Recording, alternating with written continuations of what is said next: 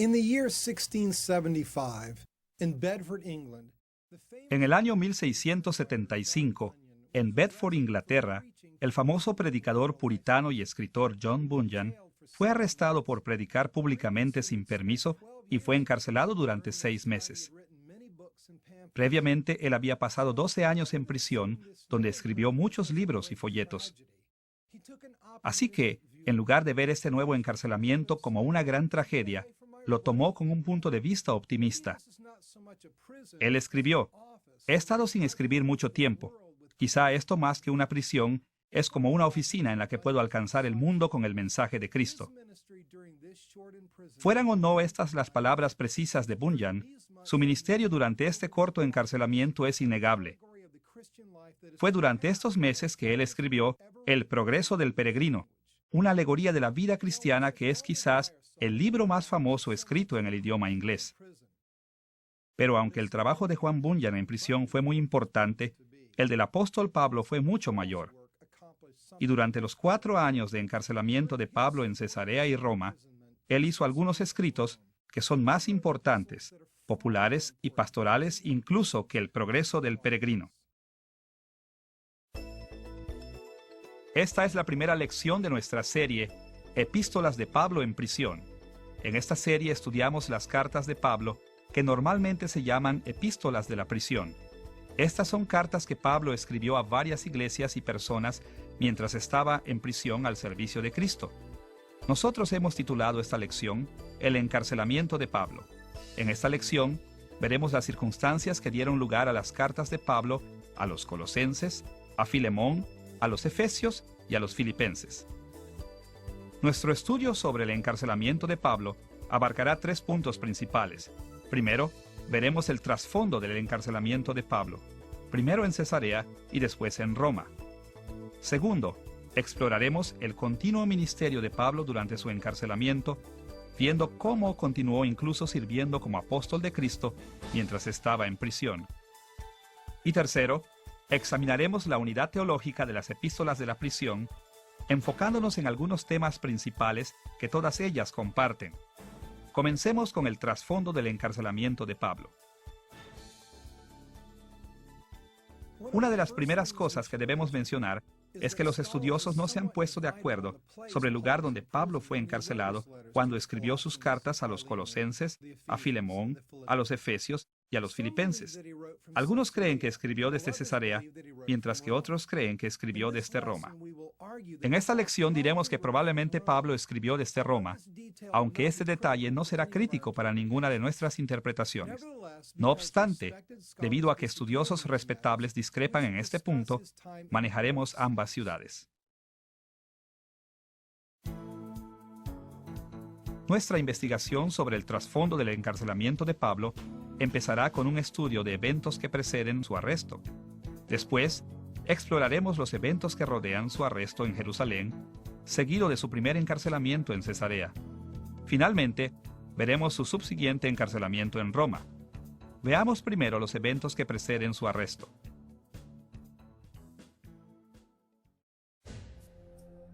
Casi al final del tercer viaje misionero de Pablo, probablemente alrededor del año 56 o 57 después de Cristo, Pablo y sus compañeros de viaje viajaban de Asia Menor a Jerusalén, principalmente por barco. Su intención era entregar los fondos a los cristianos pobres en Jerusalén que padecían hambre. En su camino, se detuvieron en Mileto, donde Pablo se encontró con los ancianos de la ciudad cercana de Éfeso. Durante esta reunión, Pablo reveló que el Espíritu Santo le había advertido de que sería encarcelado cuando llegara a Jerusalén. Leemos sus palabras proféticas en Hechos capítulo 20, versículos 22 al 24. Ahora, he aquí, ligado yo en espíritu, voy a Jerusalén sin saber lo que allá me ha de acontecer, salvo que el Espíritu Santo por todas las ciudades me da testimonio, diciendo que me esperan prisiones y tribulaciones. Pero de ninguna cosa hago caso, ni estimo preciosa mi vida para mí mismo, con tal que acabe mi carrera con gozo, y el ministerio que recibí del Señor Jesús, para dar testimonio del Evangelio de la gracia de Dios. En muchas de las ciudades que Pablo visitó, los creyentes profetizaron que encarcelarían a Pablo. pero el Espíritu Santo compelió a Pablo hacia ese encarcelamiento. Así que Pablo sabía que estas profecías no eran para disuadirlo de su curso, sino para prepararlo para sus próximas penalidades. Pablo tenía muchos enemigos en Jerusalén y sabía que podría ser arrestado y encarcelado cuando llegara, pero también sabía que este sufrimiento era parte del plan de Dios para él. De Mileto, Pablo y su compañía navegaron a Cos, después a Rodas y luego a Pátara. En Pátara tomaron una nave que los llevó por Chipre antes de llegar a Tiro. En Tiro el Espíritu Santo movió a muchos más creyentes para advertir a Pablo de las próximas penalidades en Jerusalén. Pero aún así, Pablo tuvo perseverancia para alcanzar su meta. De Tiro el grupo navegó a Tolemaida y después a Cesarea, en la costa de Samaria. Debido a que había tantas ciudades llamadas Cesarea en el mundo antiguo, a esta ciudad en particular a veces se le llama Cesarea Marítima para distinguirla de las otras. Durante su estancia en Cesarea Marítima, Pablo fue advertido otra vez de no ir a Jerusalén. En una escena dramática muy conocida, el profeta Agabo ató sus propias manos y pies como una señal profética, advirtiendo que Pablo sería arrestado y privado de su libertad si continuaba hacia Jerusalén. Es fácil entender por qué los amigos de Pablo no querían que fuera arrestado. Ellos probablemente temían por la seguridad de Pablo y no querían que lo dañaran. Pero Pablo sabía que Dios estaba planeando usar su arresto y encarcelamiento para llevar más allá el Evangelio. Como leemos en Hechos capítulo 21, versículo 13. Entonces Pablo respondió: Yo estoy dispuesto no solo a ser atado, mas aún a morir en Jerusalén por el nombre del Señor Jesús. Pablo entendió que su próximo encarcelamiento era una parte necesaria de su ministerio. Su encarcelamiento sería para el nombre del Señor Jesús. Es decir, el Espíritu Santo iba a usar el encarcelamiento de Pablo como un medio a favor del Evangelio y para ministrar a la iglesia. Y Pablo tenía buenas razones para confiar en el Espíritu Santo conforme enfrentaba estos peligros. Anteriormente, durante su segundo viaje misionero, Pablo había visto que el Espíritu Santo lo cuidaba. Según Hechos capítulo 16, versículos 6 al 10, Pablo había querido predicar el Evangelio en Asia y Bitinia, pero el Espíritu Santo le había prevenido. Aunque esto debió parecerle extraño a Pablo, obedeció al Espíritu y viajó a Troas. En Troas, Pablo recibió una visión que le reveló el plan de Dios. Pablo debía llevar el Evangelio a Macedonia. El trabajo de Pablo en Macedonia resultó ser bastante fructífero. Pero si Pablo hubiera desobedecido al Espíritu Santo predicando en Asia y Bitinia, él no habría podido predicar en Macedonia. A través de esta experiencia y muchas otras, Pablo llegó a saber que Dios trabaja de maneras misteriosas, y por lo tanto, él estaba listo para seguir la dirección del Espíritu hacia Jerusalén, sin importar lo que allí pasara. Para Pablo era suficiente saber lo que Dios quería que él hiciera y confiar en que Dios usaría este sufrimiento para lograr algo maravilloso e inesperado. Con este conocimiento limitado de su futuro, pero también con la confianza segura en el Espíritu de Dios, Pablo estaba dispuesto a enfrentar la prisión. Terminó su tercer viaje misionero viajando a Jerusalén, probablemente por el año 57 después de Cristo. Según el capítulo 20 de Hechos, versículo 16, él pudo haber llegado cerca del tiempo de Pentecostés, más o menos a principios del verano. Ahora que estamos familiarizados con los eventos que preceden el arresto de Pablo, estamos en posición de investigar las circunstancias de su arresto en Jerusalén. ¿Cómo entró Pablo en conflicto con las autoridades en Jerusalén? ¿Por qué fue encarcelado?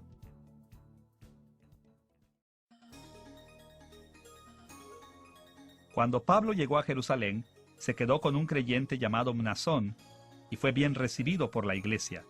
Al siguiente día, Pablo visitó a Santiago, que era el hermano de Jesús y el autor del libro del Nuevo Testamento de Santiago. Los ancianos de la iglesia en Jerusalén también se reunieron para encontrarse con Pablo. Probablemente fue aquí cuando Pablo entregó a la iglesia los fondos de ayuda para los pobres que había colectado durante su tercer viaje misionero. Por las cartas anteriores de Pablo, como la de Romanos y Primera y Segunda de Corintios, sabemos que Pablo estaba muy interesado con el papel que estos fondos jugarían, no solo ayudando a los cristianos pobres en Jerusalén, sino también en reconciliar a los judíos creyentes y los gentiles. Pablo esperaba que al recibir este regalo de los gentiles, los judíos cristianos en agradecimiento estuvieran más ávidos de recibirlos totalmente como hermanos en Cristo. Pero el registro de Lucas en Hechos no menciona la entrega de los fondos para los pobres. Sin embargo, resalta ciertas preocupaciones que la iglesia de Jerusalén tenía con respecto al ministerio de Pablo. Probablemente esto indica que la iglesia de Jerusalén no valoraba esta ayuda a los pobres tanto como Pablo esperaba que lo hiciera.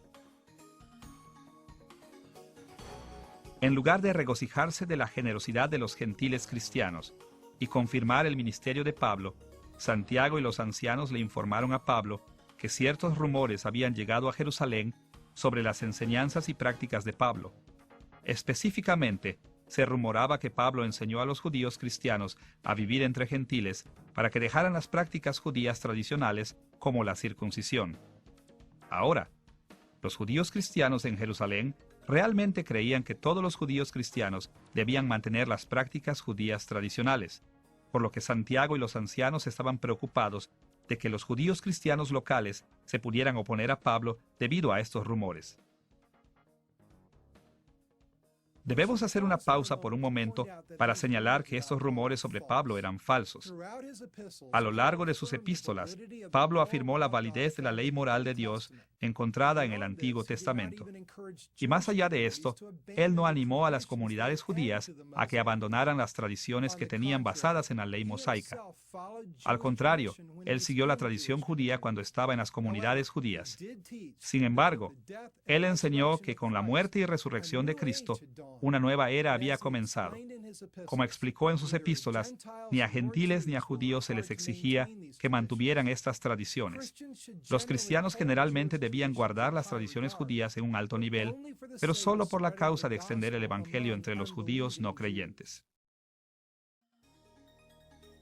Escuche la manera en que él describió su posición en estos temas en 1 Corintios capítulo 9, versículos 20 y 21. Me he hecho a los judíos como judío, para ganar a los judíos, a los que están sujetos a la ley, aunque yo no esté sujeto a la ley, como sujeto a la ley, para ganar a los que están sujetos a la ley, a los que están sin ley, como si yo estuviera sin ley, no estando yo sin ley de Dios, sino bajo la ley de Cristo, para ganar a los que están sin ley. Pablo no dudó en comportarse como un gentil cuando estaba entre gentiles, pero también estaba contento de seguir las tradiciones judías por causa del Evangelio.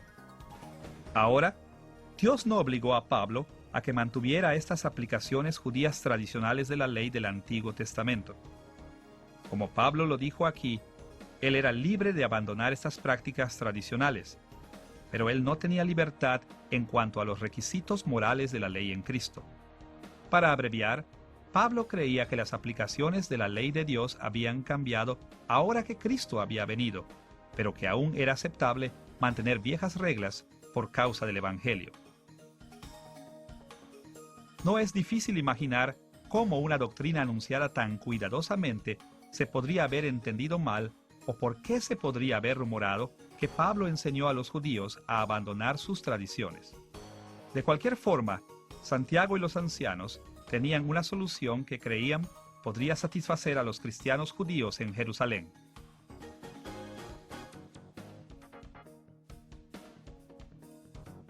Específicamente, sugirieron que Pablo demostrara su compromiso con la ley mosaica participando en los rituales del templo en Jerusalén.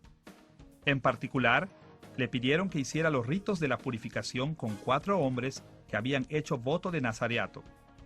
Esto mostraría la obediencia de Pablo a la ley y sumisión a la tradición judía. También le pidieron a Pablo que pagara los gastos relacionados con estos 4 nazareos, lo que demostraría el grado de la piedad de Pablo. Como el apóstol de los gentiles, Pablo sabía que sus acciones afectarían la manera en que los judíos cristianos percibían no solo a él, sino también a los cristianos gentiles. Probablemente, él esperaba que apoyando a los nazareos y purificándose, pudiera lograr lo que el regalo económico de los gentiles no había logrado, como una calurosa recepción a los cristianos gentiles por los cristianos judíos. Así que, para la causa de Cristo entre los judíos, especialmente por la reconciliación de los judíos y los gentiles dentro de la iglesia, Pablo sometió a juicio de la iglesia de Jerusalén este tema y empezó su semana de purificación. Casi al final de la semana de purificación de Pablo, él pasaba tiempo en el atrio interior del templo. El templo incluía tanto un atrio exterior como un atrio interior.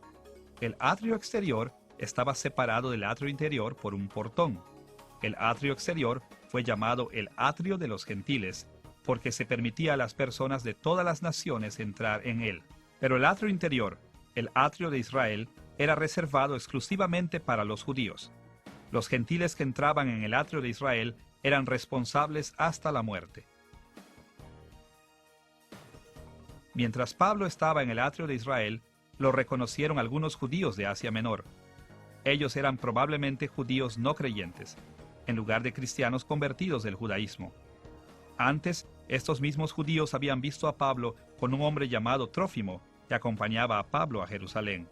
Trófimo también era de Asia Menor, y los judíos asiáticos sabían que él era un gentil. Así, cuando vieron a Pablo en el atrio de Israel, equivocadamente asumieron que Trófimo también había entrado en ese atrio y fueron ultrajados. En respuesta a estos judíos pusieron a la ciudad en contra de Pablo, y un grupo de revoltosos enfadados lo echó del atrio de Israel, intentando matarlo. Pero cuando el comandante de la guarnición romana en Jerusalén oyó que en la ciudad había un escándalo, se apresuró a calmar el disturbio, encadenó a Pablo y lo tomó en custodia. El comandante, un hombre llamado Claudio Lisias, inicialmente planeó azotar a Pablo para obligarlo a explicar el enojo de la muchedumbre, pero se detuvo en cuanto vio que Pablo era ciudadano romano. Como ciudadano de Roma, Pablo tenía derecho a protecciones legales especiales, incluyendo el derecho a no ser encerrado o golpeado sin un juicio. Al día siguiente, Lisias llevó a Pablo ante el concilio, el cuerpo gobernante judío, para aclarar las demandas en contra de él. Al parecer, ningún testigo comprobó que Trófimo había entrado en el atrio de Israel, por lo que Pablo estuvo en libertad de defenderse al explicar por qué tantos judíos se habían ofendido con sus enseñanzas. Como leemos en Hechos capítulo 23, versículos 6 al 8, entonces Pablo, notando que una parte era de saduceos y otra de fariseos, alzó la voz en el concilio: «Varones hermanos, yo soy fariseo, hijo de fariseo. Acerca de la esperanza y de la resurrección de los muertos se me juzga». Cuando dijo esto, se produjo disensión entre los fariseos y los saduceos, y la asamblea se dividió, porque los saduceos dicen que no hay resurrección, ni ángel, ni espíritu, pero los fariseos afirman estas cosas. Pablo dijo que los saduceos estaban en su contra porque él era un fariseo y que el evangelio que predicaba coincidía con las enseñanzas de los fariseos en muchos puntos. De hecho, esto era cierto, sobre todo con respecto a la resurrección. Los saduceos no creían en la resurrección corporal de los muertos y, como resultado, ellos no tolerarían las enseñanzas cristianas de Pablo sobre la resurrección de Cristo. En el día anterior, Pablo se había dirigido al grupo de revoltosos enfadados, explicándoles que Jesús se había levantado de entre los muertos y se le había aparecido en una visión, y que le había explicado el Evangelio. Así que cuando Pablo proclamó al concilio que él predicaba un evangelio basado en su visión del Cristo resucitado, se ganó un poco de simpatía de los fariseos. Una vez que los fariseos comprendieron que Pablo se sentía fariseo y concordaba de muchas maneras con sus creencias, empezaron a defenderlo en el concilio. Pero los saduceos no cedieron y la reunión se volvió sumamente violenta. Así que una vez más, Lisias tomó a Pablo en custodia. Al día siguiente, Lisias pretendía presentar a Pablo una vez más ante el concilio para llegar al fondo de las acusaciones en contra de él. Pero el sobrino de Pablo advirtió a Lisias que 40 judíos celosos planeaban emboscar y dar muerte a Pablo antes de que él pudiera llegar al concilio. Ahora, como Pablo era ciudadano romano, Lisias estaba obligado a protegerlo. Así que en lugar de enviarlo al concilio, llevó a Pablo fuera de Jerusalén, a la ciudad vecina de Cesarea Marítima, y lo puso en custodia de Félix, el gobernador de la provincia romana de Judea. Ahora que hemos repasado las circunstancias del arresto en Jerusalén de Pablo, debemos fijar nuestra atención en su encarcelamiento en Cesarea ante la custodia de Marco Antonio Félix, el gobernador de Judea.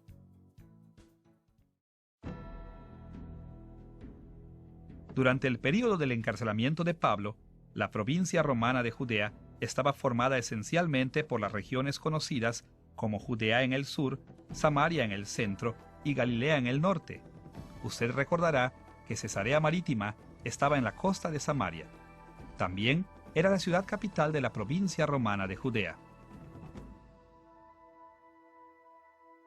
Cuando Pablo llegó a Cesarea por primera vez, probablemente en el año 57 después de Cristo, fue custodiado durante 5 días hasta que sus acusadores llegaron de Jerusalén. Entre los que lo acusaban se encontraban el sumo sacerdote Ananías, varios ancianos judíos y Tértulo, que era el abogado del grupo. Cuando los que lo acusaban llegaron, llegó un rumor a los oídos de Félix. Tértulo decía que Pablo perturbaba la paz e incitaba alborotos. Esta era una acusación muy seria ante los ojos del gobernador Félix, ya que era su deber mantener la paz en Judea. Pero aún más importante desde el punto de vista judío, ellos también acusaban a Pablo de intentar violar el templo. Los ancianos judíos que estaban presentes afirmaron esta acusación, aunque ninguno de ellos testificó oficialmente. Evidentemente, los judíos creían sinceramente en los rumores falsos sobre Pablo. Parecían estar convencidos de que Pablo estaba en contra del judaísmo y que él admitiría orgullosamente su intento de profanar el templo. Por lo tanto, el único testigo que los acusadores judíos llamaron por nombre fue el propio Pablo. En Hechos capítulo 24, versículo 8, leemos las palabras de cierre de Tértulo hacia Félix, mandando a sus acusadores que viniesen a ti. Tú mismo, pues, al juzgarle, podrás informarte de todas estas cosas de que le acusamos. Ahora, Pablo no era abogado, pero su respuesta ante sus acusadores estaba obligada. Su defensa tenía 4 puntos principales. Primero, señaló que no había ningún testigo en contra suya, para ninguno de los supuestos crímenes. Esto significaba que no había bases para ninguno de sus cargos. Este era un punto importante porque Pablo fue acusado de cometer sus crímenes a plena luz del día frente a mucha gente.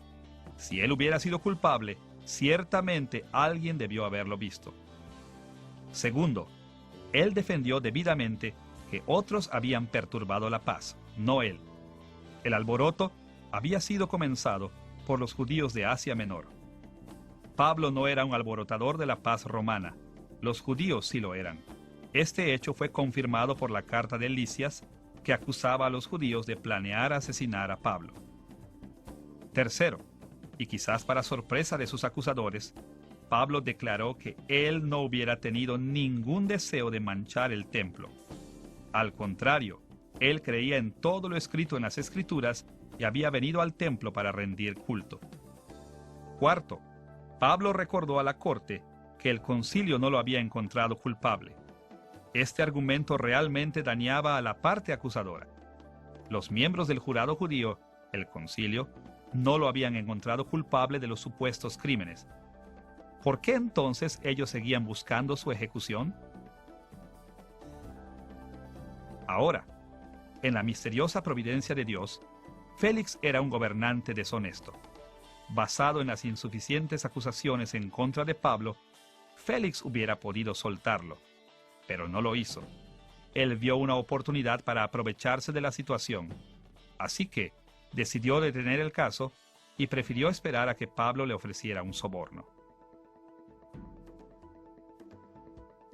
En Hechos capítulo 24, versículo 26, Lucas explicó: Félix esperaba también con esto que Pablo le diera dinero para que le soltase, por lo cual muchas veces lo hacía venir y hablaba con él.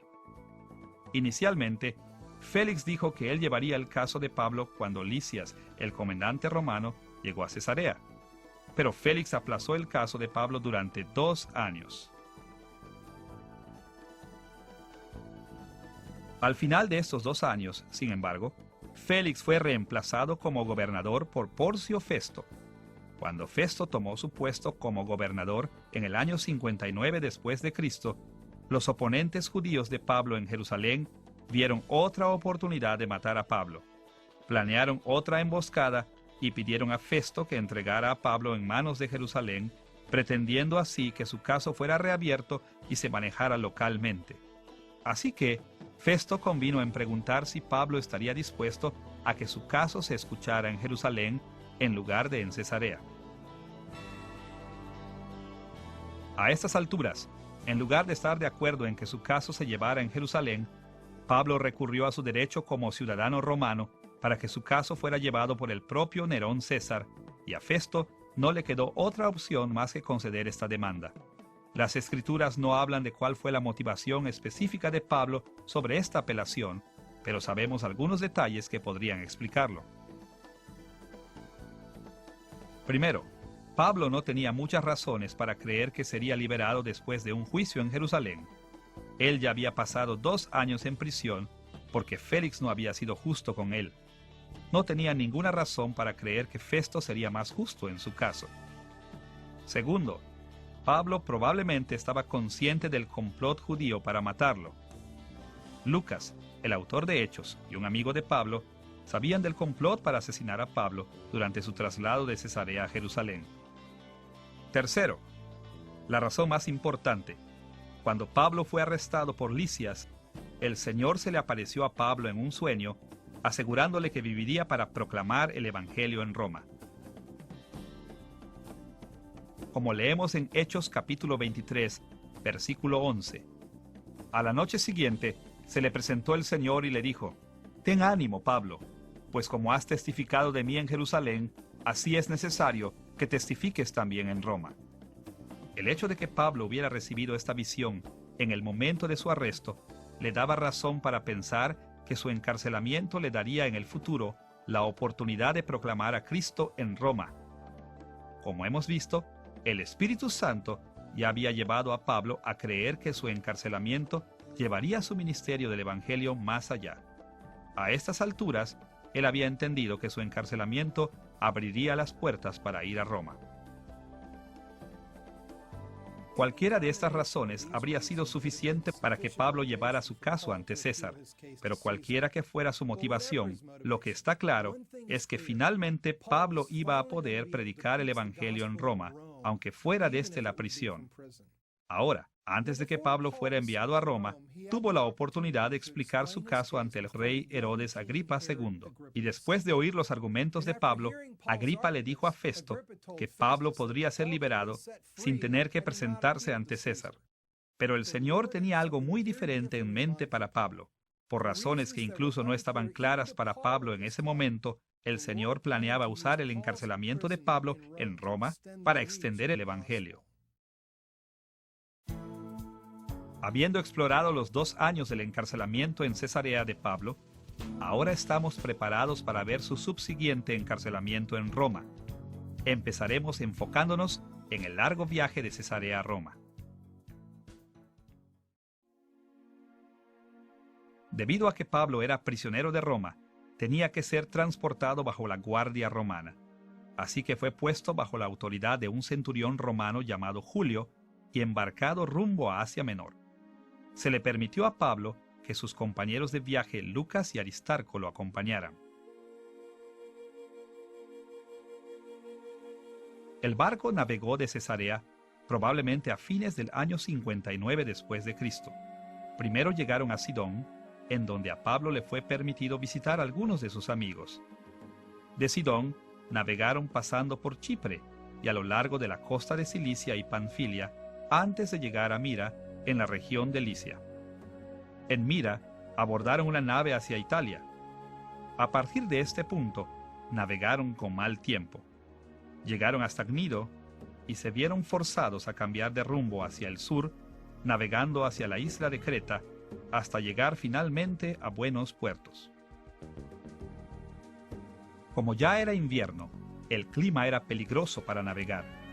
Los peligros de navegar en este tiempo llevaron a Pablo a aconsejarle al centurión Julio que no zarpara hacia Italia. Aunque pudiera parecer ilógico que Pablo aconsejara a marineros expertos, es importante recordar no solo que él tenía la visión profética, sino también, según 2 de Corintios capítulo 11, versículo 25, que Pablo había sobrevivido 3 naufragios antes de esto. Pablo quería predicar el evangelio en Roma. Él no les aconsejó que no navegaran porque quisiera evitar su destino a Roma, sino porque quería llegar a Roma sano y salvo. De cualquier manera, el capitán y dueño del barco convenció a Julio de que su viaje tendría éxito, y la nave partió una vez más. No mucho tiempo después, se encontraban dentro de una tormenta violenta, llevándolos hasta muy adentro del mar Mediterráneo. La tormenta duró 2 semanas, tiempo durante el que Pablo ministró a los que estaban a bordo y los animó diciéndoles que Dios le había revelado que todos sobrevivirían. Más adelante, la nave golpeó un arrecife cerca de la isla de Malta y se destruyó por el oleaje. Con la nave destruida, los marineros, los soldados, los prisioneros y todos los demás en la nave se quedaron en Malta. Pablo, sus compañeros y sus guardias permanecieron en Malta durante 3 meses, siendo bien atendidos durante este tiempo por los residentes de la isla. Durante la estancia de Pablo en Malta, ocurrieron algunos eventos notables. En una ocasión, Pablo fue mordido por una serpiente venenosa. Primero, los nativos tomaron esto como una señal de que Pablo era un asesino y esperaban que se muriera. Pero Pablo no se enfermó ni sufrió los efectos de la mordedura de la serpiente. Como resultado, los nativos cambiaron su manera de pensar sobre Pablo y empezaron a creer que él era un dios. Ahora sabemos por otros contextos que Pablo no les debe de haber permitido a los nativos continuar considerándolo un dios. Por ejemplo, cuando la gente de Listra confundió a Pablo con el dios Hermes, Pablo les dijo que él era solo un hombre y aprovechó la oportunidad para presentarles el evangelio, por lo que podemos asumir que esto también es lo que hizo en Malta. Pablo también realizó muchas curaciones milagrosas en Malta. Su ministerio de sanidad empezó cuando sanó al padre de Publio. Publio era el jefe de los oficiales de Malta. Y cuando se difundió la noticia de que Pablo había sanado al padre de Publio, todos los demás que estaban enfermos en Malta también vinieron a Pablo y fueron sanados. 3 meses después, a principios del año 60 después de Cristo, el invierno había pasado. Así que Pablo, sus compañeros y guardias izaron velas una vez más hacia Italia. Saliendo de Malta, navegaron al norte hacia la isla de Sicilia, llegando a Siracusa. De Siracusa, navegaron rumbo a Regio, en la punta del sur de la península itálica.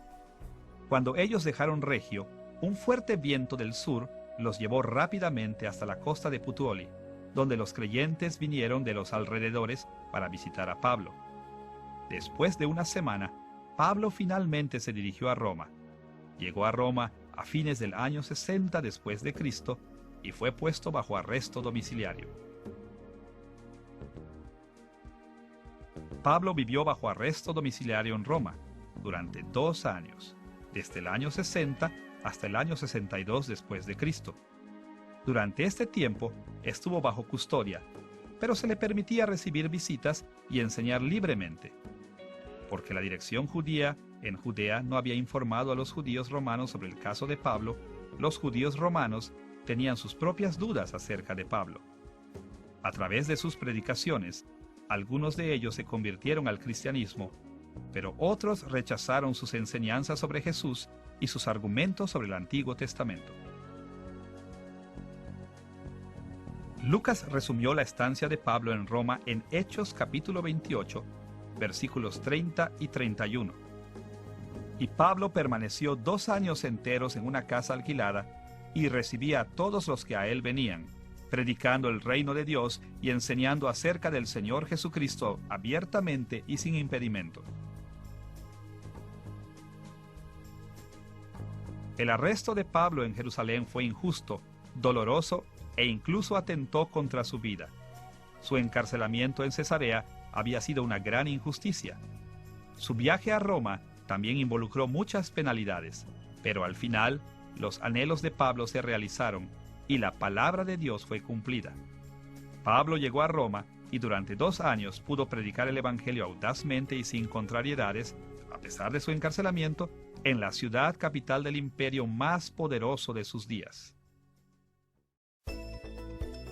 Ahora que hemos analizado el trasfondo del encarcelamiento de Pablo, estamos en posición de explorar su continuo ministerio durante su encarcelamiento. Como veremos, Pablo no perdió el tiempo durante su estancia en prisión. Por el contrario, continuó sirviendo activamente como un ministro del Evangelio de Jesucristo. Pablo era un apóstol. Jesús lo había llamado y entrenado personalmente, y lo nombró su embajador, su emisario del pacto. Aunque hoy nos parezca extraño, el oficio de Pablo y su tarea designada no cesaron aun cuando estuvo encarcelado. Por el contrario, en la providencia de Dios, la prisión era exactamente donde Dios quería que Pablo estuviera en este momento de su vida.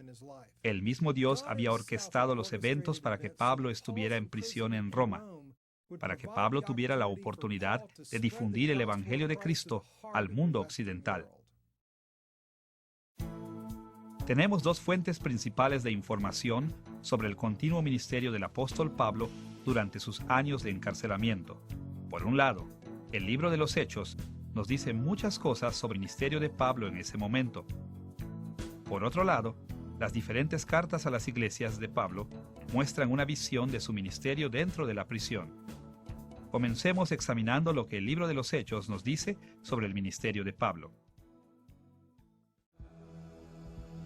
Las experiencias de Pablo durante su encarcelamiento en Cesarea y Roma eran muy importantes para Lucas, el autor del libro de los Hechos.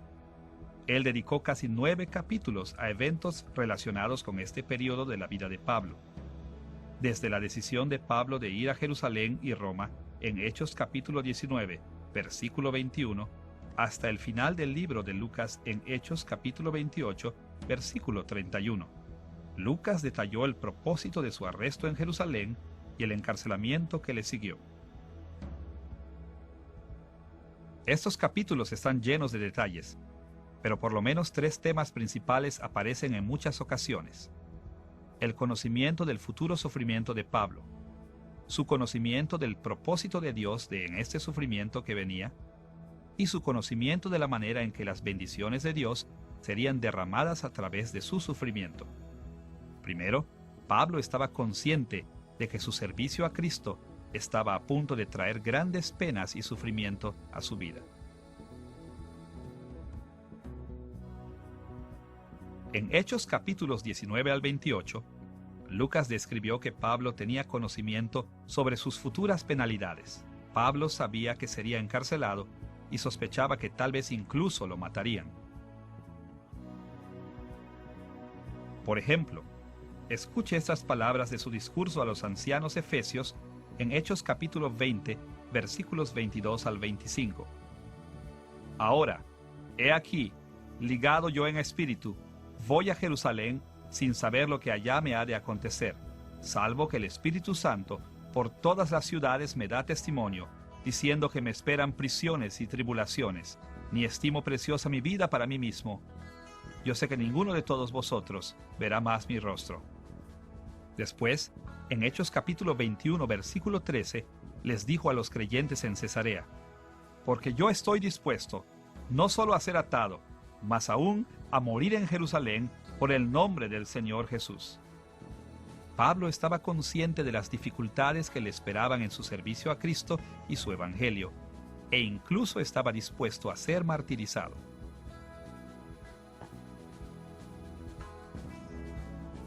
En segundo lugar, Pablo estaba bien consciente del propósito de su sufrimiento. Él sabía que si en los planes de Dios estaba su sufrimiento, también en los planes del Señor usaría este sufrimiento para promover el Evangelio.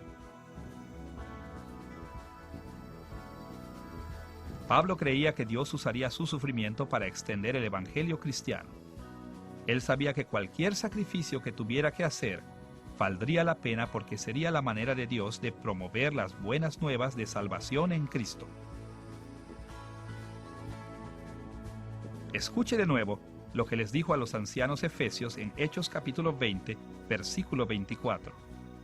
Ni estimo preciosa mi vida para mí mismo, con tal que acabe mi carrera con gozo y el ministerio que recibí del Señor Jesús para dar testimonio del Evangelio de la gracia de Dios.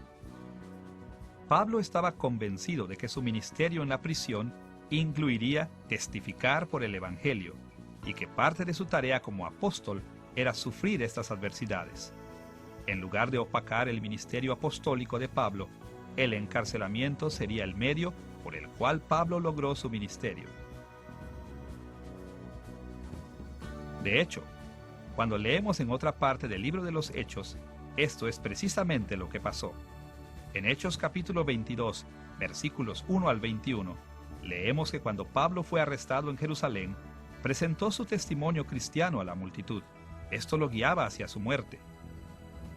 En Hechos capítulo 23, versículos 1 al 10, Lucas explicó que Pablo testificó el Evangelio y la resurrección de Cristo ante el concilio, el cuerpo gobernante judío. Entonces, en Hechos capítulo 24, versículos 14 al 26, aprendemos que Pablo proclamó el Evangelio a la corte cesarea, tanto públicamente a su audiencia como personalmente al gobernador Félix y su esposa judía Drusila. También se nos ha dicho que Félix estuvo hablando regularmente con Pablo por un período de 2 años. Continuando en Hechos capítulo 25, versículo 18, al capítulo 26, versículo 29, Lucas nos dice que Pablo proclamó el Evangelio al nuevo gobernador Festo, así como al rey judío Agripa y su esposa Berenice. También en Hechos capítulo 28, versículos 23 al 31, Lucas explica que Pablo regularmente predicaba el Evangelio del reino de Dios a todos los que venían a verlo en Roma. En Hechos capítulo 23, versículo 11, las palabras de Cristo a Pablo resumen el propósito de todo este sufrimiento. Ten ánimo, Pablo, pues como has testificado de mí en Jerusalén, así es necesario que testifiques también en Roma. Pablo sufrió para extender las buenas nuevas de Cristo desde Jerusalén hasta Roma.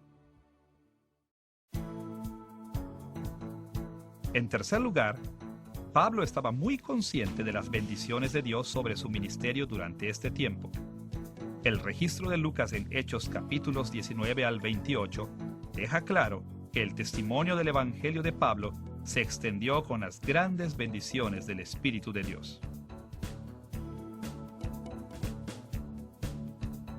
Lucas también nos dice que el ministerio de Pablo incluía otras cosas que le ayudaban a proclamar el Evangelio y las aplicaba a la vida de las personas.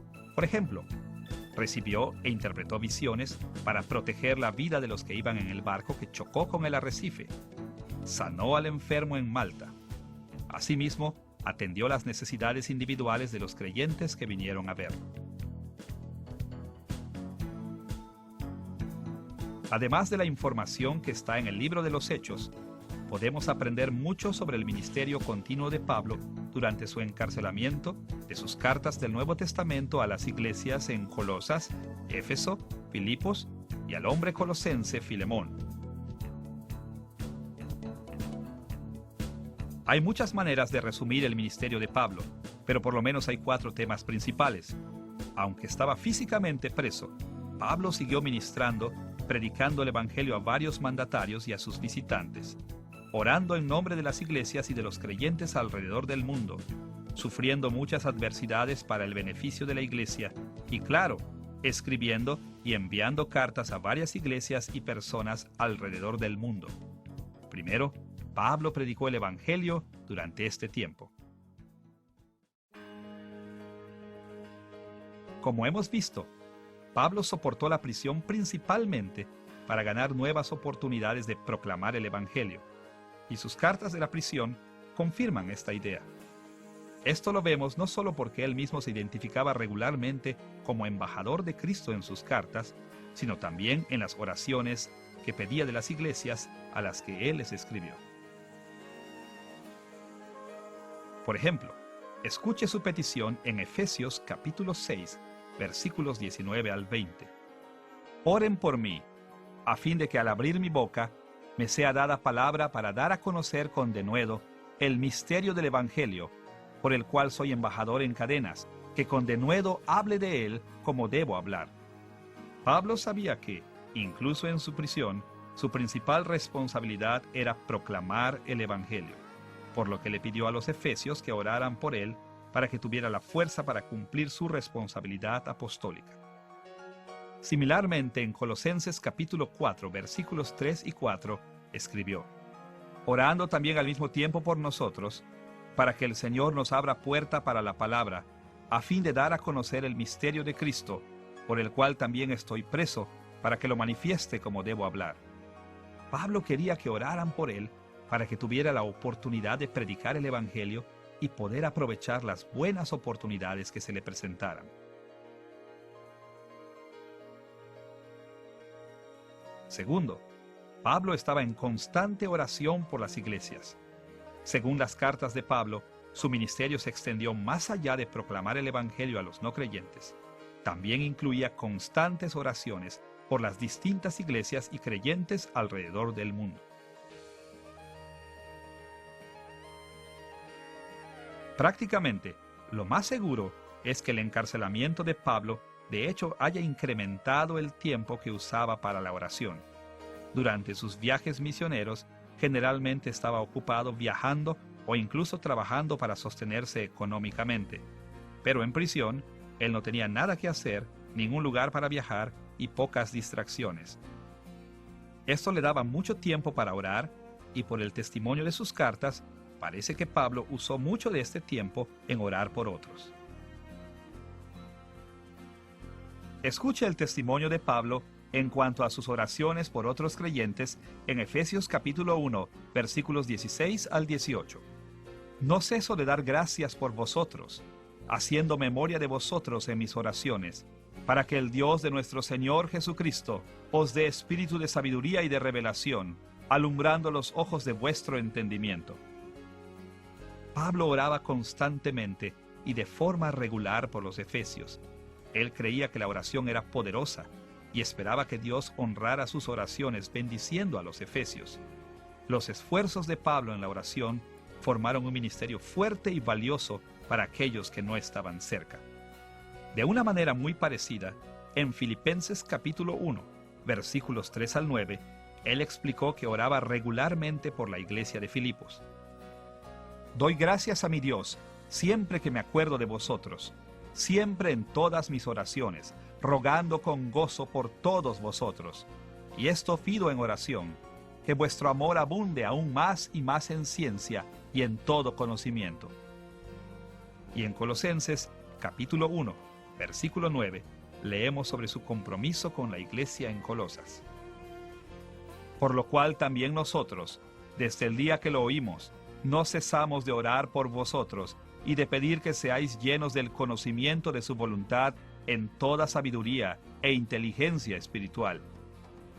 También oró por personas específicas, como Filemón, Apia y Arquipo en la iglesia de Colosas. Por ejemplo, en Filemón versículo 6, escribió: para que la participación de tu fe sea eficaz en el conocimiento de todo el bien que está en vosotros por Cristo Jesús. En todos estos pasajes, vemos que Pablo se comprometió a orar por sus compañeros creyentes, buscando muchas bendiciones de Dios para ellos. En tercer lugar, además de predicar y orar, el ministerio de Pablo en prisión incluía sufrimiento a favor de otros. Ahora, en sí mismo, el sufrimiento es un agobio, no un ministerio. Pero cuando el fin y la cosecha del sufrimiento están a favor del reino de Cristo por medio del Evangelio, el sufrimiento es una forma correcta de ministerio cristiano. Los cristianos siempre han sufrido y siempre sufrirán hasta que Jesús regrese. La Biblia nos lo asegura. Ahora, eso no significa que todos los cristianos sufren de la misma manera o al grado que sufrió Pablo, pero Dios ha ordenado que hasta que Jesús regrese para terminar su obra, hasta que Él haya consumado su reino en la tierra, sus enemigos seguirán luchando contra Él.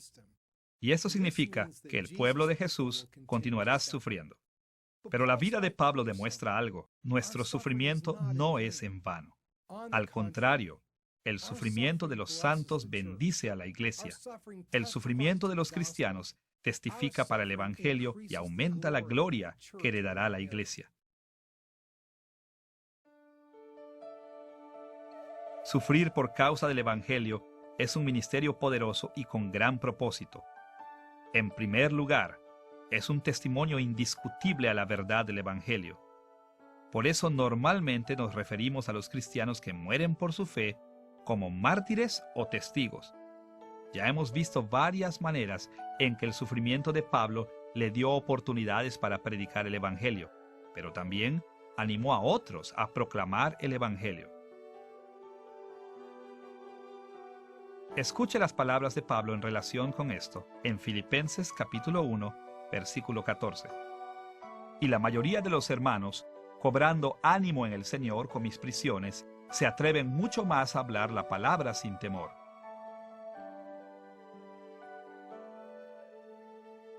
Además de esto, es correcto pensar en el sufrimiento como un ministerio porque les asegura beneficios a otros. Después de todo, Jesucristo sufrió por los pecadores y murió para salvarnos. Y las Escrituras nos enseñan a seguir el ejemplo de Jesús, específicamente sufriendo por causa de otros. Como creyentes, debemos estar dispuestos a sufrir penalidad e incluso la muerte por el beneficio de otros, y debemos estar agradecidos del sufrimiento que otros llevan por esta causa. Cuando el apóstol Juan escribió en 1 de Juan capítulo 3, versículo 16, «En esto hemos conocido el amor, en que Él puso su vida por nosotros. También nosotros debemos poner nuestras vidas por los hermanos». Pablo lo creyó. Como hemos visto, él estuvo dispuesto a ir a prisión e incluso a morir si era en favor del Evangelio. Leemos sobre su disposición para sufrir por otros en Efesios capítulo 3, versículo 13. «Por lo cual pido que no desmayéis a causa de mis tribulaciones por vosotros, las cuales son vuestra gloria». El punto de Pablo aquí era que su encarcelamiento le permitió promover el Evangelio en nuevos lugares y a nuevas personas, trayendo cada vez un mayor número de personas a la fe en Cristo. Cuando el Evangelio se extiende y la iglesia crece, aumenta la gloria que todos los creyentes heredarán. En tercer lugar, las cartas de Pablo demuestran que su sufrimiento era una continuación del sufrimiento mismo de Cristo.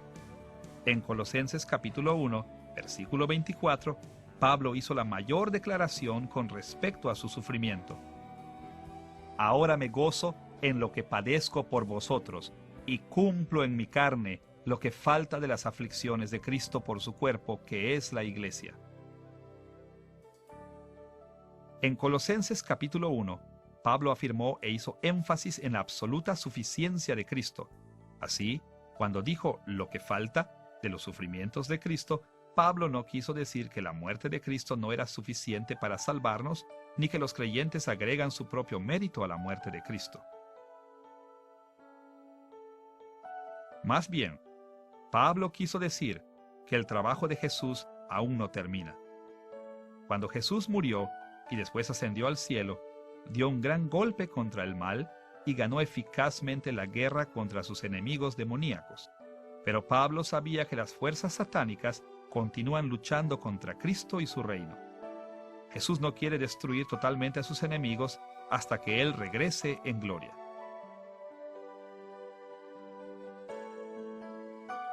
Hasta entonces, la iglesia debe seguir con el sufrimiento que Dios nos ha mandado.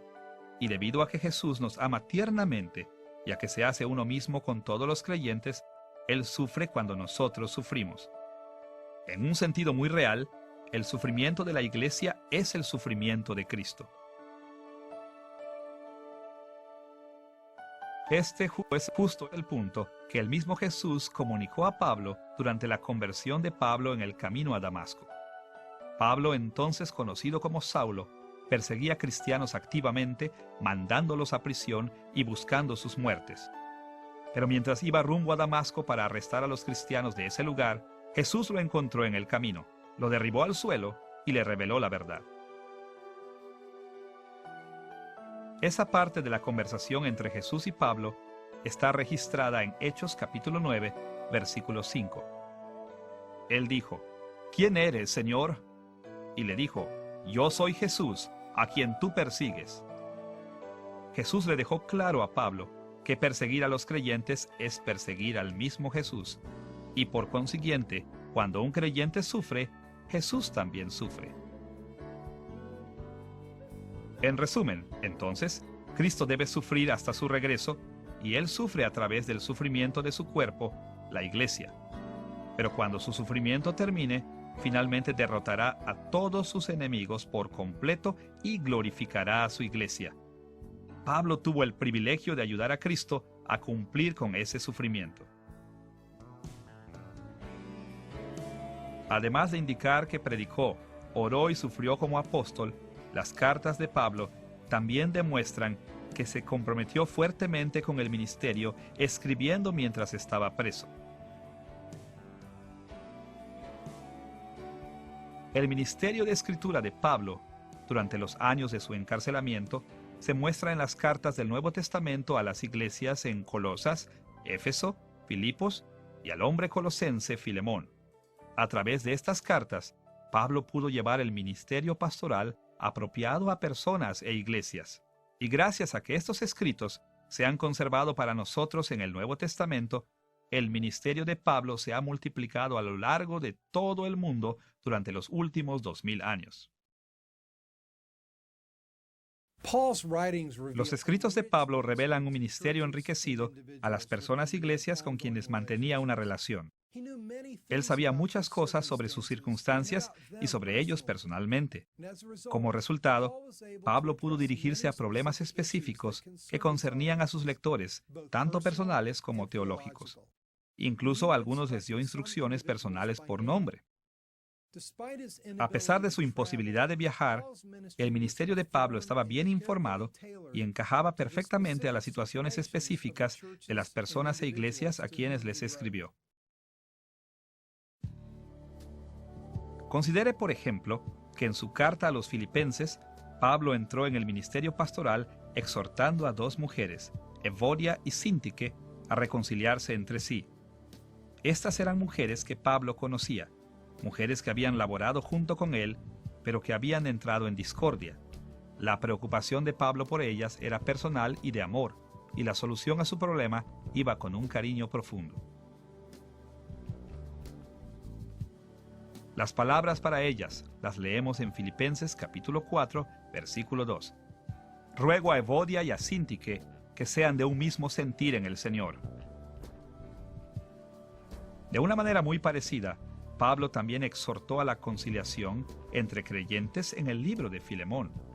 Allí intercedió a favor de un esclavo llamado Onésimo, quien había huido de su amo colosense Filemón. De hecho, todo el libro de Filemón está dedicado a pedirle a Filemón que reciba en gracia a Onésimo. Según la carta de Pablo a Filemón, después de huir, Onésimo había buscado a Pablo, el amigo de Filemón. Y bajo el ministerio de Pablo, Onésimo se volvió cristiano. Es más, Onésimo permaneció con Pablo y lo atendió en la prisión. Así que, el ministerio de Pablo hacia Onésimo y Filemón era profundamente personal y se preocupó como su pastor y su amigo por reconciliarlos en su relación. Pablo también dirigió sus cartas a los problemas teológicos que envolvían a la iglesia en general, proveyendo instrucción con autoridad apostólica con mano pastoral. Su ministerio de enseñanza como representante con autoridad de Cristo no flaqueó durante su encarcelamiento. Más bien, Pablo continuó proporcionando revelaciones infalibles de verdad durante ese tiempo y continuó aplicando esa verdad a la iglesia por medio de sus cartas. Como hemos visto, tanto el libro de los Hechos como las cartas de Pablo del Nuevo Testamento indican que Pablo estaba activamente involucrado en el ministerio durante su encarcelamiento. Él sabía que Dios le había mandado la prisión como una oportunidad para propagar el Evangelio y para dar ejemplo a los santos. Así, inspirado con este conocimiento, dirigió un sólido ministerio de predicación, oración, sufrimiento y escritura, por el cual cumplió fielmente con todas sus encomiendas como un apóstol de Jesucristo. Ahora que hemos presentado el trasfondo del encarcelamiento de Pablo y hemos explicado su continuo ministerio durante su encarcelamiento, estamos listos para ver la unidad teológica de sus epístolas de la prisión. En esta sección, exploraremos algunos de los temas doctrinales que las epístolas de la prisión comparten en común y explicaremos cómo estos encajan en el sistema teológico más amplio de Pablo. Las cartas de Pablo de la prisión comparten algunos fundamentos doctrinales importantes. Básicamente, todas ellas testifican el mismo evangelio. Pero más allá de esto, todas comparten una manera común de presentar ese evangelio y tienden a dar énfasis a los mismos aspectos de ese evangelio. Esto no quiere decir que son idénticas entre sí, pero hay un gran concepto que los une, un fundamento común del que todas ellas dependen. Y ese fundamento común es el hecho de que Jesucristo es el conquistador y gobernante de toda la creación. Nuestro análisis sobre la unidad teológica de las epístolas de la prisión darán énfasis a tres doctrinas principales. Primero, veremos la doctrina de que Jesucristo es el Rey de la creación. Segundo, nos enfocaremos más específicamente en un aspecto particular del reinado de Jesús sobre la creación, que llamaremos la unión con Cristo de los creyentes en su reinado. Y tercero, nos concentraremos en los requisitos de una vida ética que implican las dos primeras doctrinas. Empezaremos con la doctrina de que Jesucristo es el Rey de la creación.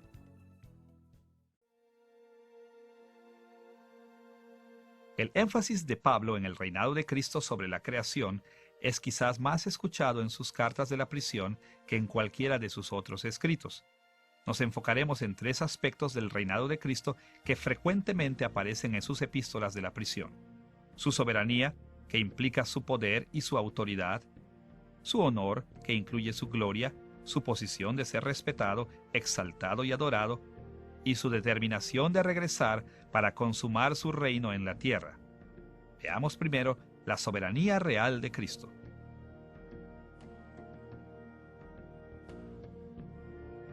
Cuando decimos que Cristo es soberano, queremos decir que tiene el poder y la fuerza para hacer su voluntad, y que tiene el derecho y la autoridad legal para hacerlo. En el mundo antiguo, los reyes y emperadores comandaban a las fuerzas militares de sus países, dándoles el poder para hacer lo que ellos quisieran. Las leyes de sus países también reconocían su derecho para regir y gobernar, lo cual significaba que ellos también tenían la autoridad para hacer lo que quisieran. Muchos gobiernos modernos tienen poder y autoridad similar.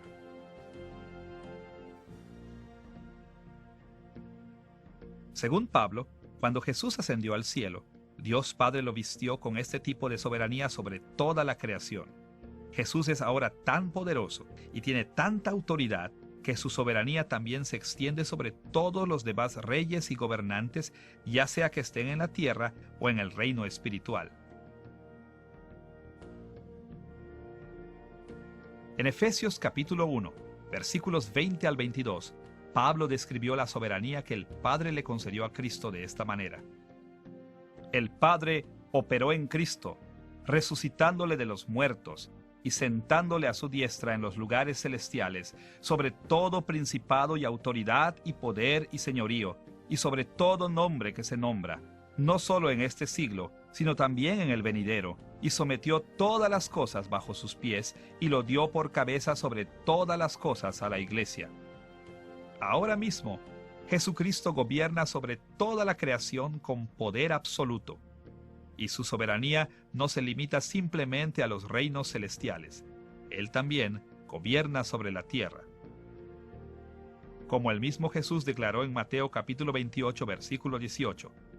Jesús se acercó a ellos y les dijo: Toda potestad me es dada en el cielo y en la tierra. Jesucristo nuestro Señor y Salvador reina sobre toda la creación, desde la galaxia más lejana hasta el punto más pequeño de la tierra. Él reina sobre los gobiernos terrenales y las naciones, y sobre cada ángel y demonio. Claramente no todo en la creación lo obedece como debería, pero aún así, Jesús tiene el derecho de mandar su obediencia y el poder para que lo obedezcan. Él tiene el poder y el derecho infinito para bendecir a aquellos que aprueba y para destruir totalmente a sus enemigos.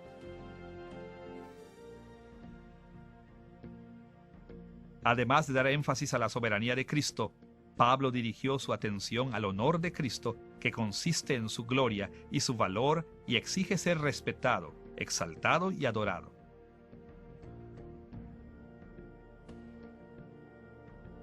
Cristo es honrado porque Él es perfecto, santo y justo.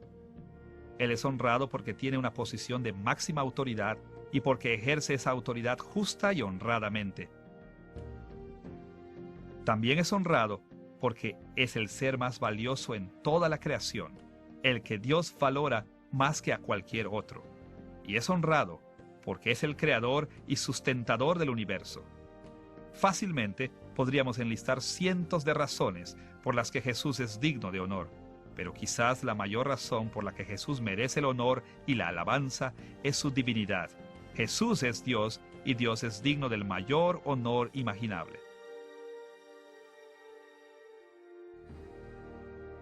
Una razón por la que Pablo dio énfasis al honor de Jesús de una manera tan grande fue que algunas personas en la iglesia no apreciaban cuál especial era Jesús. Al parecer, los falsos maestros habían enseñado la veneración de ángeles y espíritus en la iglesia y habían dicho que Jesús era solo uno de estos tantos seres similares. Una manera en la que Pablo desmintió estas falsas enseñanzas era dando énfasis a la única e insuperable grandeza de Cristo. Escuche la manera en que contrastó a Cristo con otros seres espirituales en Colosenses capítulo 1, versículos 16 y 17. Porque en Él fueron creadas todas las cosas, las que hay en los cielos y las que hay en la tierra, visibles e invisibles, sean tronos, sean dominios, sean principados, sean potestades. Todo fue creado por medio de Él y para Él, y Él es antes de todas las cosas, y todas las cosas en Él subsisten. Jesús es único porque Él es el creador de todo lo que es, incluso de los ángeles y espíritus que los falsos maestros veneraban. Jesús no es solo el mayor gobernante en el universo, también es el que estableció toda la autoridad delegada a otros gobernantes, tanto en el reino espiritual como en la tierra. Él es el que creó a los otros gobernantes, incluyendo seres humanos que gobiernan en la tierra y seres como los ángeles y demonios que tienen autoridad en el reino espiritual. Además de hablar del reinado de Cristo en términos de la soberanía y honor de Cristo, Pablo dio énfasis a la determinación de Cristo de regresar a la tierra para consumar su reino.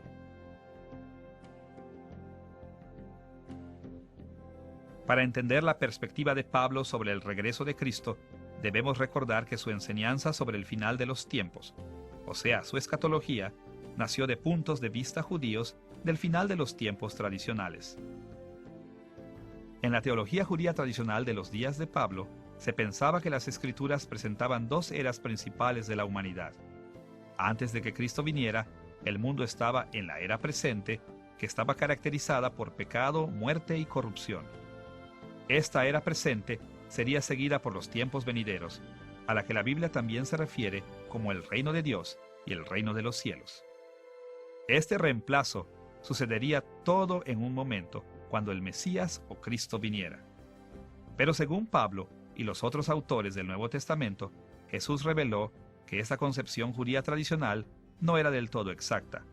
La era de los tiempos venideros reemplazaría a la era presente, pero no en un solo momento, sino que las dos eras irían cambiando parcialmente por un periodo de tiempo, comenzando con el ministerio terrenal de Cristo al que nos referiremos como la inauguración del reino de Dios, y extendiéndose hasta el regreso de Cristo o la segunda venida, a la que nos referiremos como la consumación del reino de Dios. Entre la inauguración y la consumación está el período intermedio en el que estaba la iglesia en los días de Pablo y en el que aún estamos hoy. Para Pablo, ese era un concepto importante que él debía describir a su audiencia porque explicaba muchos de sus problemas. La era presente de pecado, muerte y corrupción no se había abolido. Es por eso que los creyentes seguían sufriendo. No obstante, algún día Jesús regresará para traer las bendiciones finales a todos los creyentes. Mientras esto sucede, los cristianos realmente deben confiar en que Jesús regresará, y nosotros podemos confiar en que esto sucederá porque Cristo terminará lo que comenzó. Ahora mismo, Jesús reina como Rey desde el cielo, pero no está satisfecho con eso. Él quiere y planea gobernar totalmente sobre cada centímetro de la creación, tan completa y gloriosamente como reina ahora en el cielo. Él no estará satisfecho hasta que haya destruido y castigado completa y finalmente a todos sus enemigos y bendecido finalmente a todos sus fieles creyentes, y planea hacer esto extendiendo su reino por toda la tierra. Como Pablo conocía el plan de Cristo de gobernar sobre toda la creación, él afirmó confiadamente que Cristo estaba determinado a consumar su reino. Fue por esta razón que escribía comúnmente que los creyentes tenían una herencia futura y que toda su esperanza estaba puesta en los galardones que serían suyos cuando Cristo regresara. Por ejemplo, considere sus palabras en Efesios capítulo 1, versículos 13 y 14. Habiendo creído en Él, fuisteis sellados con el Espíritu Santo de la promesa, que es las arras de nuestra herencia hasta la redención de la posesión adquirida. Pablo insistió que nuestra herencia futura está garantizada. Dios lo ha prometido y no cambiará su manera de pensar.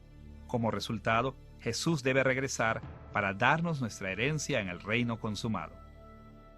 Y en Filipenses, capítulo 3, versículos 20 y 21, Pablo escribió sobre el regreso de Cristo de esta manera: Mas nuestra ciudadanía está en los cielos, de donde también esperamos al Salvador, al Señor Jesucristo, el cual transformará el cuerpo de la humillación nuestra para que sea semejante al cuerpo de la gloria suya.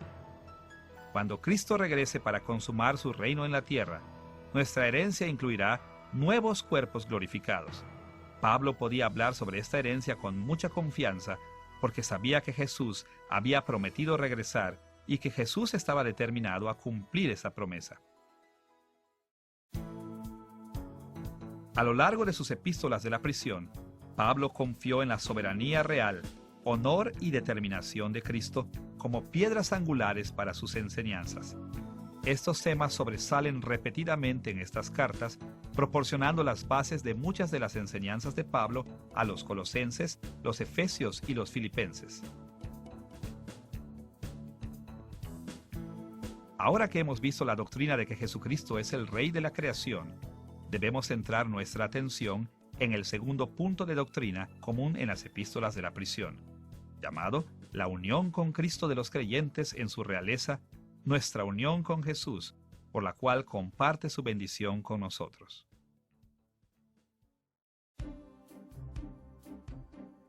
Según Pablo, cuando creemos en Jesús, estamos unidos a Él de una misteriosa manera espiritual, y al estar unidos a Jesús, somos contados como si fuéramos el mismo Jesús. Por ejemplo, Jesús es sin culpa ante Dios, y al estar unidos a Él, nosotros también somos contados sin culpa ante Dios, siendo todos nuestros pecados perdonados. Pablo frecuentemente recalcó este concepto en sus epístolas de la prisión, conforme animaba a sus lectores a compartir la realeza de Cristo. A menudo señaló que al compartir la realeza de Cristo, los creyentes reciben bendiciones durante la continuación presente del reino de Cristo, y esperan bendiciones aún mayores en la consumación del reino.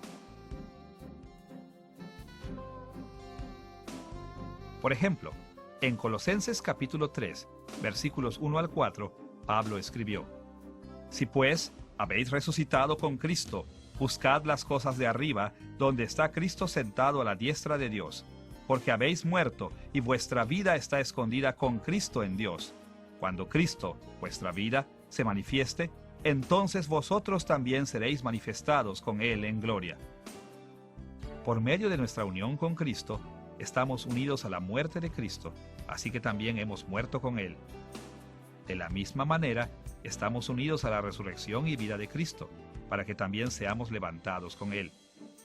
También estamos unidos a Cristo en su ascensión y realeza, de tal manera que cuando regrese en gloria, nosotros gobernaremos con Él.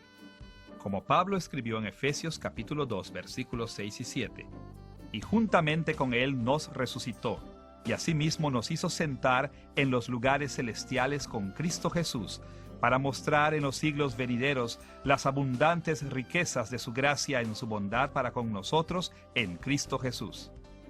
Según Pablo, incluso ahora ya estamos sentados con Cristo en los lugares celestiales, unidos a Él en su reinado presente sobre toda la creación. Como resultado, nosotros compartimos su honor y sus bendiciones ahora mismo de una manera espiritual, aunque nuestras circunstancias terrenales tal vez no lo reflejen. Y cuando Jesús regrese, nuestras bendiciones espirituales aumentarán y también recibiremos bendiciones terrenales.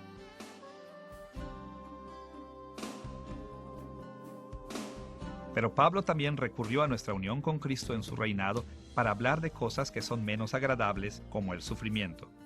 Él habló de nuestra unión con Cristo para alentar a los creyentes en que no han sufrido solos y no han sufrido en vano. Ya hemos visto que esto fue cierto en la vida de Pablo, pero Pablo escribió que eso también era cierto en las vidas de sus lectores. Escuche sus palabras en Colosenses capítulo 1, versículo 24. Ahora me gozo en lo que padezco por vosotros, y cumplo en mi carne lo que falta de las aflicciones de Cristo por su cuerpo, que es la Iglesia. La vida cristiana puede ser dura y puede incluir gran sufrimiento. Aunque nuestro Rey reina en el cielo, aún no ha erradicado a todos sus enemigos, y esos enemigos a menudo tornan sus fuerzas contra nosotros. Pero Pablo descansó en el hecho de que cuando nosotros sufrimos por el Evangelio, nuestra unión con Cristo nos asegura que Cristo sufre y simpatiza con nosotros. Pablo también tenía confianza de saber que por medio de nuestra unión con Cristo el Rey, nuestro sufrimiento beneficia a otros en el reino de Cristo como a la Iglesia. Finalmente, él enseñó que nuestro sufrimiento completa el sufrimiento designado de Cristo, preparando el escenario para el regreso triunfante de nuestro Rey. Por razones como estas, las epístolas de la prisión de Pablo con regularidad abordan el tema de nuestra unión con Cristo.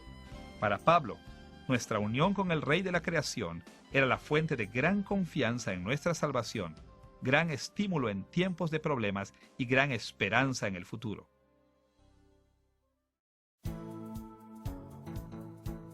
Habiendo examinado la manera en que Pablo usó la idea de que Jesucristo es el Rey de la creación, así como la unión con Cristo de los creyentes en su reinado, debemos ir al punto final con respecto a la unidad teológica de las epístolas de la prisión, llamado el requisito de una vida ética que está implícito en el reinado de Cristo y nuestra unión con Él. Aquellos que están familiarizados con los escritos de Pablo saben que el apóstol pasó tanto tiempo enseñando sobre la ética de la vida cristiana como el que pasó enfocándose en temas doctrinales. De hecho, casi cada vez que tocaba un asunto doctrinal, explicaba cómo los creyentes debían aplicar esa doctrina a sus vidas. Y esa aplicación no estaba limitada a corregir su manera de pensar y a tener la doctrina apropiada. Pablo incluso llegó a decir que a menos que la doctrina se aplicara a nuestras vidas de forma que cambiara nuestras emociones y nuestra conducta, no tendría valor para nosotros.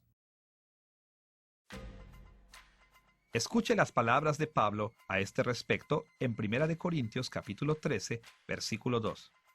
Y si tuviese profecía, y entendiese todos los misterios y toda ciencia, y si tuviese toda la fe, de tal manera que trasladase los montes, y no tengo amor, nada soy. Si ahondáramos en todos los misterios y tuviéramos todo el conocimiento, entonces tendríamos un entendimiento perfecto de la revelación de Dios en todos los temas. En otras palabras, tendríamos la doctrina perfecta. Pero tener una buena doctrina, incluso la doctrina perfecta, no es suficiente. Si esa doctrina no cambia nuestras vidas, si no está unida con el amor y si no produce un trato ético hacia los demás y obediencia respetuosa hacia Cristo, no tiene valor para nosotros. Así que, no debe sorprendernos que las epístolas de la prisión de Pablo enfaticen regularmente la vida ética. Por un lado, el hecho de que Cristo es el Rey nos obliga a obedecerlo. Por otro lado, el hecho de que nosotros estamos unidos a Cristo nos obliga a vivir de acuerdo con su carácter. Enfoquémonos primero en la obligación de vivir éticamente que fluye de la realeza de Cristo. Como ya hemos dicho, puesto que Cristo es el Rey, Él es soberano. Esto significa que Él tiene el derecho legal para demandar nuestra obediencia. Esto, a su vez, significa que nosotros tenemos una obligación legal de obedecerlo. Y como también hemos dicho, Cristo es un Rey perfectamente honrado y justo. Y esto significa que sus juicios y órdenes son perfectamente éticos para que nosotros también tengamos una obligación ética de obedecerlo.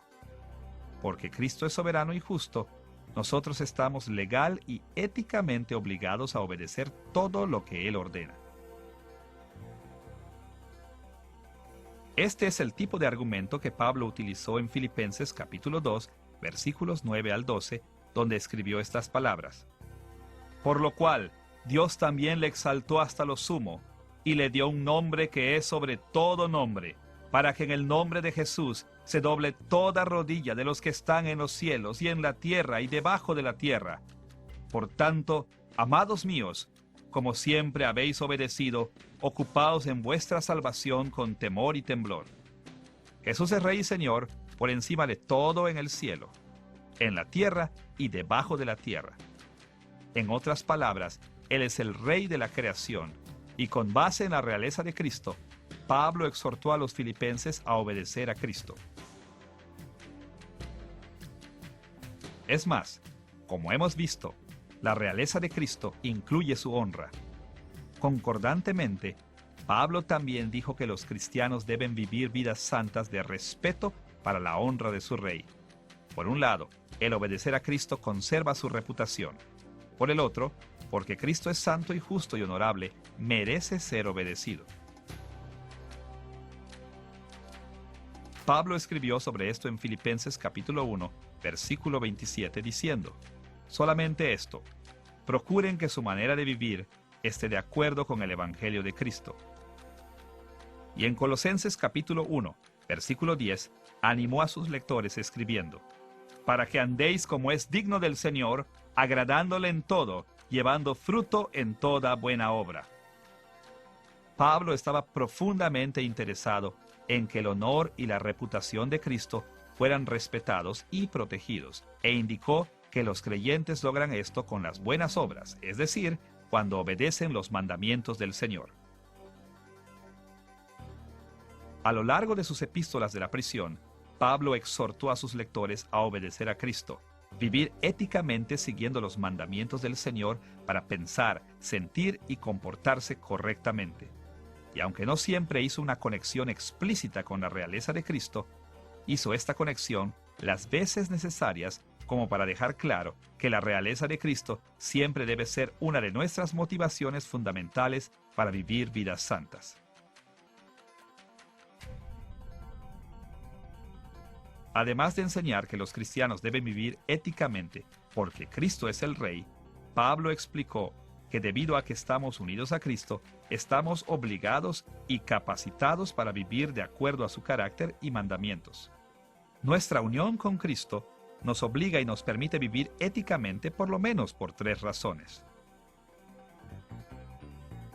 Primero, Cristo mora en nosotros por medio de su Espíritu, dándonos una nueva naturaleza y demandando que hagamos buenas obras. Un resultado de la presencia del Espíritu en nosotros es que nuestras naturalezas se conforman a la naturaleza de Cristo. Como resultado, somos transformados y motivados para obedecer a Cristo. En todo esto, Dios obra dentro de nosotros para someternos a Él y conformarnos al ejemplo de Cristo. Escuche la manera en que Pablo habló de estos temas en Filipenses capítulo 2, versículos 12 y 13. Ocupaos en vuestra salvación con temor y temblor, porque Dios es el que en vosotros produce así el querer como el hacer por su buena voluntad. Nuestra unión con Cristo consiste en parte en que tenemos la presencia del Espíritu de Dios, y el Espíritu Santo mueve nuestros deseos y nos manda a actuar en obediencia a Dios para que vivamos correcta y éticamente. Pablo dijo algo similar en Colosenses capítulo 3, versículos 5 al 10. Haced morir, pues, lo terrenal en vosotros, habiéndoos despojado del viejo hombre con sus hechos, y revestido del nuevo, el cual conforme a la imagen del que lo creó, se va renovando hasta el conocimiento pleno. Porque estamos unidos a Cristo, tenemos nuevas naturalezas. Y porque Dios nos ha dado nuevas naturalezas, estamos obligados a hacer uso de ellas, haciendo buenas obras y resistiendo la tentación de pecar. Segundo, Dios ha mandado que todo aquel que está unido a su Hijo Jesús debe vivir una vida santa. De hecho, Dios no ha mandado solamente esto. En realidad, Él nos ha predestinado para hacer buenas obras. Pablo escribió sobre esto en Efesios capítulo 2, versículo 10, donde enseñó: Porque somos hechura suya, creados en Cristo Jesús para buenas obras, las cuales Dios preparó de antemano para que anduviésemos en ellas. Hemos sido creados en Cristo Jesús, lo que significa que Dios nos ha salvado por medio de la unión con Jesucristo. Y parte de la razón por la que Él ha hecho esto es porque Él tenía en sus planes que hiciéramos buenas obras. Tercero, porque todos estamos unidos a Cristo, también estamos unidos el uno al otro por medio de Cristo. Esto nos obliga a tratarnos como trataríamos al propio Cristo y como quisiéramos ser tratados. Como Pablo escribió en Efesios capítulo 4, versículo 25. Por lo cual, desechando la mentira, hablad verdad cada uno con su prójimo, porque somos miembros los unos de los otros. El punto de Pablo era que estamos unidos el uno al otro en Cristo y que esta unidad nos obliga a tratarnos entre nosotros con respeto, sin pecar en contra del otro, más bien trabajando para el beneficio de todos. Como escribió en Filipenses capítulo 2, versículos 1 al 3. Por tanto, si hay alguna consolación en Cristo, con humildad, estimando cada uno a los demás como superiores a él mismo. Por lo menos, por estas tres razones, nuestra nueva naturaleza, el mandamiento de Dios y nuestra unión el uno con el otro, nuestra unión con Cristo nos obliga y nos permite vivir éticamente, según la norma que Dios ha establecido para nosotros en las Escrituras. Vemos entonces que las epístolas de la prisión de Pablo están teológicamente unificadas por la abundante y multifacética doctrina de Pablo del reinado de Cristo sobre toda la creación, incluyendo la unión de los creyentes con Cristo y nuestra responsabilidad consecuente de vivir éticamente. Como veremos en las lecciones futuras, las epístolas de la prisión de Pablo también comparten muchos otros temas en común. Pero la idea que relaciona a la mayoría de estos temas comunes entre sí es la doctrina de que Jesucristo es el Rey de la creación. En esta lección hemos analizado las circunstancias que dieron lugar a las epístolas de la prisión de Pablo y el procedimiento teológico básico que Pablo usó en estas cartas. Hemos analizado los eventos que llevaron a su arresto y a su encarcelamiento. También hemos visto el continuo ministerio de Pablo en la prisión. Finalmente, hemos presentado el tema teológico principal que une todas las cartas de Pablo de la prisión. Esto es, la doctrina de que Jesucristo es el Rey de la creación. Las epístolas de la prisión de Pablo son ricas en teología y muy apropiadas para instruir y fortalecer a la iglesia de hoy. En las lecciones futuras veremos estas cartas más minuciosamente, y conforme lo hagamos, tendremos presente el trasfondo que ya hemos estudiado en esta lección. El conocimiento de las duras pruebas que Pablo soportó y el ministerio que mantuvo en prisión nos ayudarán a entender los motivos y metas de Pablo al escribir a las iglesias de Colosas, Éfeso y Filipos. Entender los temas teológicos que unen a estas cartas nos ayudará a entender muchas de las instrucciones particulares de Pablo hacia cada una de estas iglesias. Con estas ideas en mente, estaremos mejor preparados para entender las enseñanzas de Pablo y para aplicarlas en nuestras propias vidas e iglesias.